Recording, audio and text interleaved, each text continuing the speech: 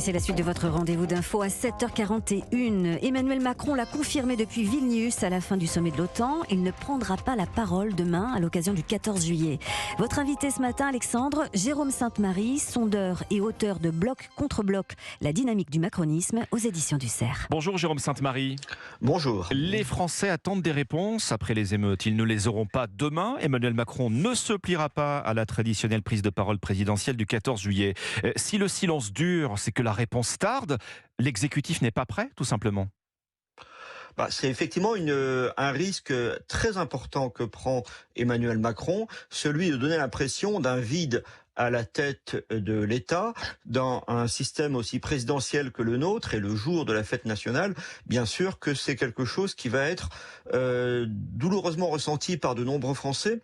Et s'il prend ce risque, c'est sans doute parce qu'il pense qu'il y aurait davantage de risques encore s'il devait prendre la parole sans avoir de réponse à apporter. Alors, il dira, il l'a déjà dit, il l'a dit même depuis Vilnius, je crois, que ce n'est pas la première fois qu'il ne s'exprime pas, qu'il ne participe pas à ce rituel de l'interview du 14 juillet, sauf que là, les circonstances sont très particulières, avec un 14 juillet qui va être perturbé dans de très nombreuses villes par les émeutes récentes. Bon, le risque que de nouvelles émeutes également ne viennent rayer le discours présidentiel. Emmanuel Macron rejoue le maître des horloges, Jérôme Sainte-Marie, au moment précis d'ailleurs où sonne la fin des 100 jours.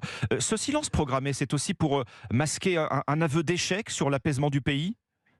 Très certainement, puisque effectivement, il est bon de savoir mettre le temps, cette expression de maître des horloges. Sauf que là, on n'a pas l'impression qu'il choisit de maîtriser le temps, mais c'est qu'il n'arrive pas à le faire. C'est tout à fait différent comme impression. Alors pourquoi ?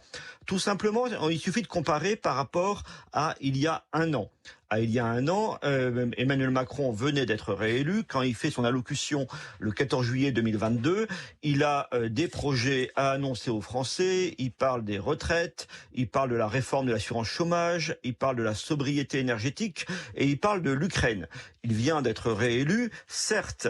Il a subi un échec aux législatives, mais les Français, d'après les sondages à l'époque, ne se rendent pas compte qu'on est rentré dans une crise politique. Au contraire, les Français, il y a un an, se disaient c'est pas si mal finalement, nous avons un président largement réélu et un Parlement, une Assemblée nationale qui, elle, est beaucoup plus représentative des opinions réelles dans le pays. Sauf que maintenant, on est arrivé à une situation de blocage et donc de crise politique. On a senti de l'agacement dans la voix d'Emmanuel Macron hier. Il y a cette impression de fébrilité au sommet de pouvoir. On se dit, où est passé désormais l'hyper-président ?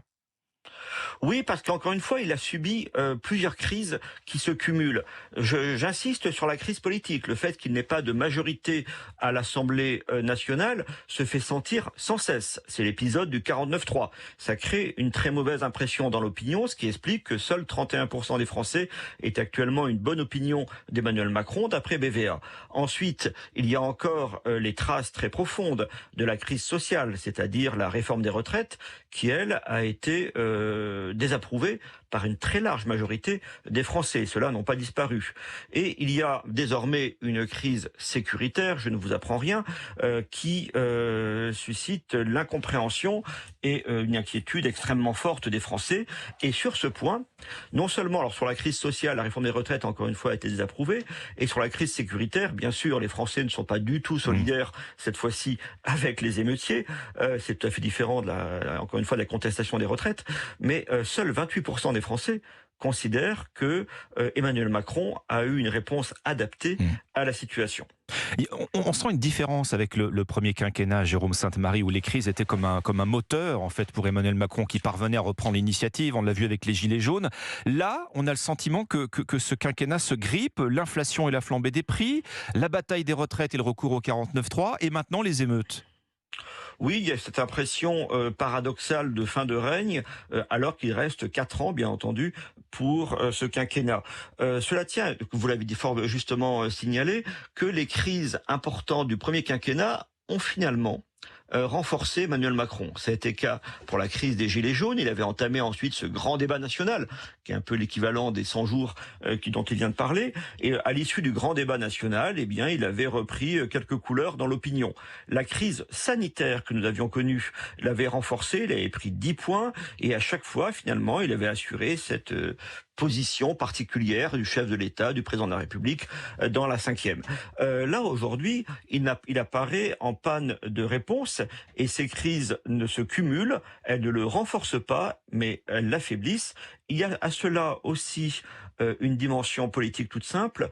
Dans le premier quinquennat, Emmanuel Macron était impopulaire, mais aujourd'hui, tous les présidents sont impopulaires. Donc ce n'est pas vraiment un critère. Enfin, depuis des décennies, je veux dire. Mais il était face à des oppositions peu crédibles, dispersées.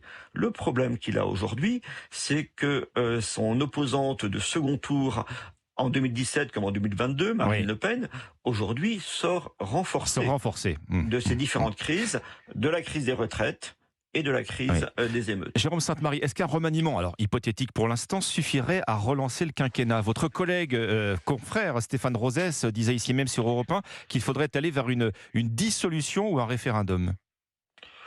Oui, enfin, je crains que ce soit un remède pire que le mal pour Emmanuel Macron. Les projections montrent qu'une